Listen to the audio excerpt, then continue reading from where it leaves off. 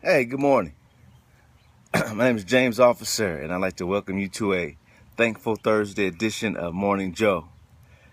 That's Pat. Hey, Pat, LaWanda, good morning. Miss Payne, good morning. Good morning. Good morning. It is a beautiful morning. The sun's not quite shining like it has been, but it's still beautiful nonetheless. Good morning. Good morning, Pat. Good morning, Miss Payne. Thank you for sharing on Twitter.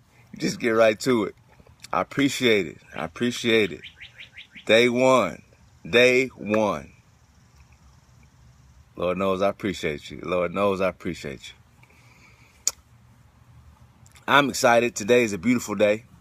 I'm not excited about any particular reason. And thank you for the hearts. Not anything particular. I mean, I hit the lottery or anything, but it is an amazing day, and I'm excited. I'm excited to go get it. Don't know what the day exactly holds. I have some opportunities, and I can either, depending on how I decide to approach them, can be incredible things or could just be little bitty things. I think that's why Morning Joe is so important to me, that just like those who decide to join and plug in, we all come together to discuss ideas, right? Not to discuss people, not to talk about events, but to discuss ideas about choosing our attitude and choosing, hey Karen, and choosing how we will respond to the things that occur and happen to us today, just today, right? One day at a time, right? You can't choose your attitude for the week, hey, and you can't choose your attitude for the month. And I will tell you, between you and me and the walls, I choose my attitude about every every hour, right? Hey Pam, good morning. You can't let this go unmanaged. You can't unmanage or leave to chance your attitude and your response. It has to always be monitoring how you feel, how you responding to things, so that you can be proud, right? So that you can be happy, so that you can feel fulfilled by how you deal with things. And that's the reason why we come together over a cup of coffee to do just that. And I appreciate you being here.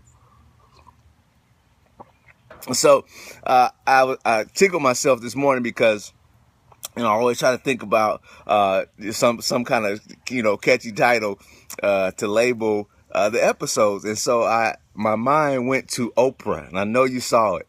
The Oprah Winfrey episode. It's been some years ago now, where she gives away a car to one of the audience members, and this audience member, if you remember it, you can go back and Google the episode.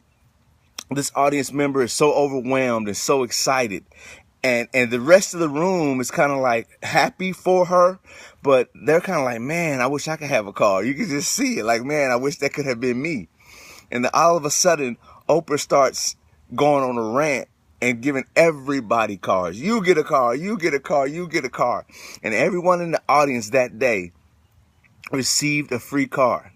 Amazing episode, an amazing experience to see that from one person having access to this amazing unmerited gift, right, to everyone in the room having access to that same gift. And I thought about that because I had been thinking about the having access to the life that you want, having access to the kind of people you want around you, the kind of experiences you want in your life. And I'm talking about whether it be your health, your finances, whatever, your spiritual life, your relationships. It's interesting when we see that there are people who we view as blessed, and we see this person over here has it going on, this person has it going on. And the truth is that there is no secret club to be a life of happiness. There's no secret club to a life of fulfillment. That not only can this person and that person have the life that they want, but you can have the life that you want, and you can have the life that you want, and you can have the life that you want. That's the amazing thing, that by the choices we make, by the people we surround ourselves with, and by the things we pour into our minds, our hearts, and our spirits, we can truly design. Man, that's hot, right? Design the life that we want. And so what I wanted to share with you today is some of the books that I've read over time that really have empowered me and have impacted me and have guided me on my journey to really changing the way I think and changing the way I respond. I said it earlier, and thank you so much for the hearts. I said it earlier. It doesn't happen by accident, and it doesn't happen coincidentally, and it doesn't happen just because you wish it does. Wishing and hoping is not a strategy. I wish I could change the way I think. I wish I could change my life. That is not a strategy. A strategy is to do something about it, to add something that you haven't had there, or take something out that you don't need. And so, but it's not for the special, and it's not for the few, and it's not for the gifted, and it's not for the talented. It is for all those who will. All those who will pursue a different way of thinking, pursue a different way of relating, and pursue a different way of thinking. And so I wanted to just share, I mean, there's several books that I want to share with you, but 4 or 5 leap out at me, and I want to share them with you. And if you've already had them, if you've already read them, then you'll understand why these books are so important. Hey, Clarence, good morning, my friend. You'll understand why these are books I would share. If you haven't, please get them. When I say get them, download them. You don't have to go buy it. Download it. At least be able to read the cliff notes of the book.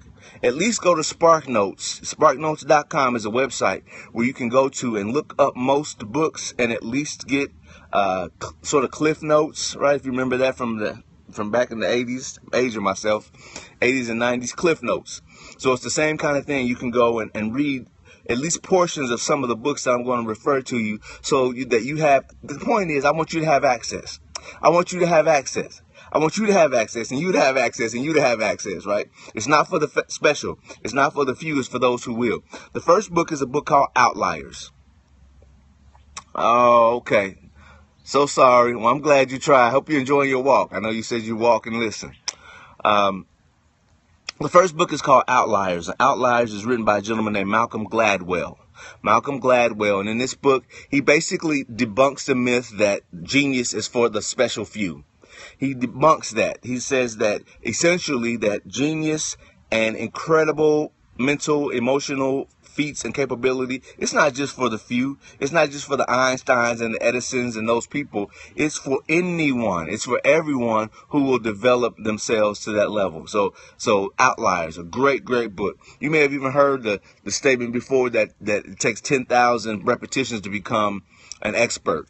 That came from Outliers. If you've heard that quote before, if you've heard that reference, that came from Malcolm Gladwell's book Outliers, just as an example. Another book, Feel the Fear and Do It Anyway. That sounds like something I probably read, right? As much as I talk about that. Feel the Fear and Do It Anyway. The author's name is Susan Jeffers. She's written a lot of great books, but Feel the Fear and Do It Anyway is a great book. I think it's self-explanatory. I don't have to really explain much about that. The third book, it's called Failed It, like with an exclamation mark. Failed It. And this book talks about how to fail quickly, right? Strategies to really learn how to screw up successfully. So as you can imagine, it talks about learning from your mistakes, learning from failure, but more importantly than that, not being afraid of it, so that you can learn quickly from things that you fail at. Number 4, how to stop worrying and start living. That probably should have been number 1 on this list. Yes, fail fast. Absolutely. Thank you, Chris.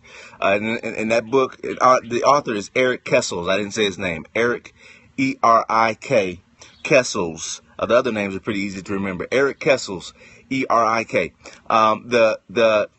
Hey, Judy, hey, I thought, okay.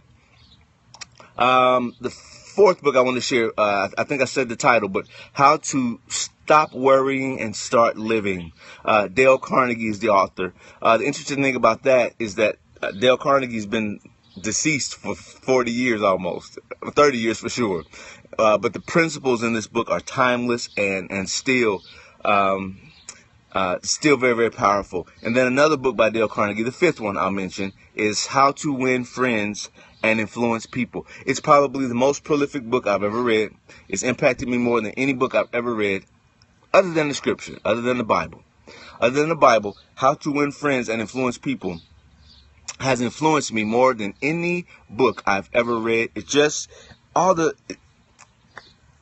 relationship, about relating to others, about being a person who is trying to make an impact and not always trying to find your own ends. how to show up so that people appreciate. It's just a really powerful manual, and it's almost written like a manual. That it's not one of those books you just sit down and read it like a novel, but you read it, you digest it, you read it, you digest it, you come back to it next year. It's one of the few books, the only book, again, besides the Bible, that I read every single year. I read that book, not that I read the whole Bible every year, but I'm saying that's a book I pick up regularly. But How to Win Friends and Influence People is that impactful. I know I spent a little extra time on it because I think it's a very, very impactful book. And if you don't read any of the books I recommend it, How to Win Friends and Influence People, I believe will change the way you think, change the way you deal with people and situations, change the way you respond, and change the way you feel about yourself, really.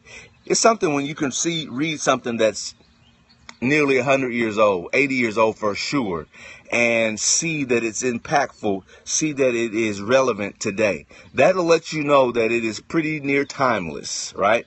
Because that means beyond our lifetime, there were principles that still were powerful. And then through our lifetime and the generations that have happened before us and now, which also means that the generations after us, it will always also be impactful.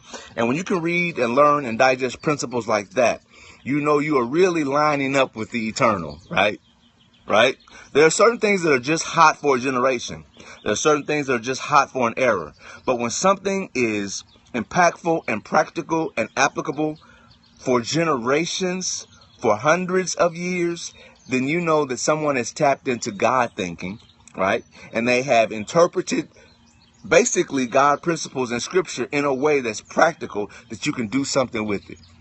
Okay, I'm rambling because I'm excited. I'm excited because you get power and direction, and you get power and direction, and you get power and direction, right? It's not for the few. It's for those who will. It's not for those with special skill. It's for those who will. It's not for those with some special talent and some special gift.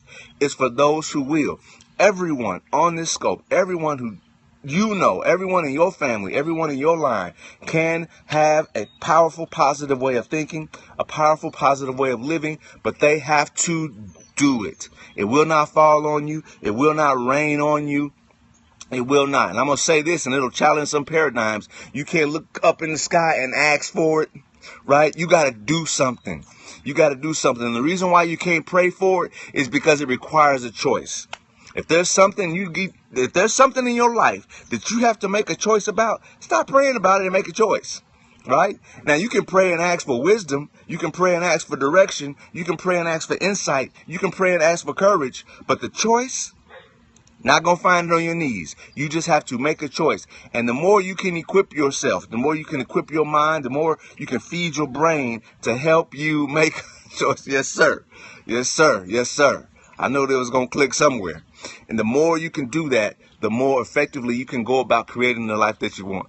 Listen, I am so thankful for you. All of you. So thankful, so grateful for you. And I dare you go out and create an amazing day for yourself. I love you. We'll see you on a fabulous Friday.